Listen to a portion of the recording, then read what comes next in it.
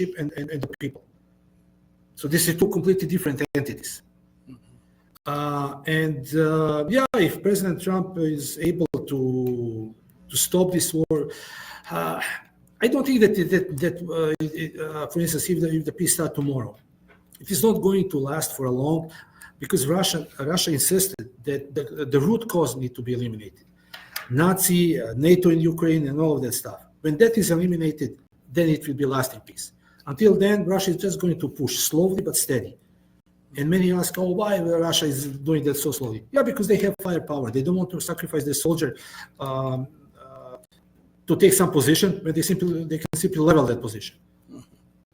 That is the war of attrition, and the majority of Western cow strategists, they don't understand that. They give in their minds, they put Russian goal to conquer Ukraine for 3 days, and if Russia didn't achieve, they say, oh, Russia lost.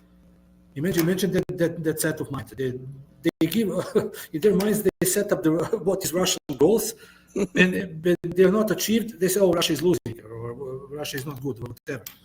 I mean, that thing can show you what kind of people we are dealing. Anyway, hopefully the war will stop, but I have doubts. I really have doubts.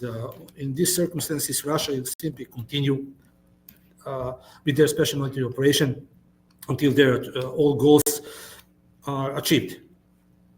That's it. Well, one last question before we go. What is it?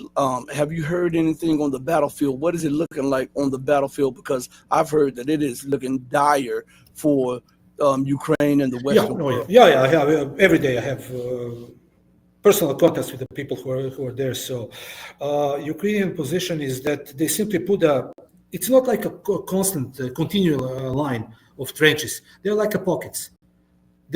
Ukraine is entrenched in the cities and in some the woodland areas. They're trying to hold it, but Russia is bypassing that. Whenever they see a Ukrainian position, they simply level it, because Russia has a firepower 100 times bigger than anything that Western Ukraine can do. So Russia simply pinpoint the location of bunker and level that bunker. Those like a city of Pokrovsk, Kupiansk, those are nodes, defense nodes. And once when they're lost to Ukraine, there is nothing to stop Russia until the Dnieper River. Everything is plain. So, Russia is simply doing that by 1,000 cuts to Ukrainian forces and NATO, because it is simply a level of war of attrition. And we all thinking about, when we said most strategists on the West think, oh yeah, it should be like a big arrows, so millions of troops attacking that stuff. It's completely different. And those strategists and analysts, they can't find themselves to explain how that concept, because Russia is doing what they're doing the best. So they will simply roll slowly but steady, not on one location. They will attack on 10 different locations at the same time. They will use overwhelming firepower to get it. And Ukrainians on the front line, they're suffering such a level of casualties. Last time I checked, for instance, the body exchange, 1,000 Ukrainians, let's say 19 Russians. Of course, there are more Russians because they were evacuated. Russia is advancing.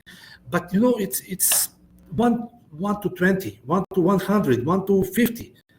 It's insane, simply insane what is going on there. And we don't getting information on our TVs. There's a reason why I stopped watching Western TVs. Actually, I don't want to watch TV except the weather forecast. But those news and that stuff, it's unbelievable what they're talking to us.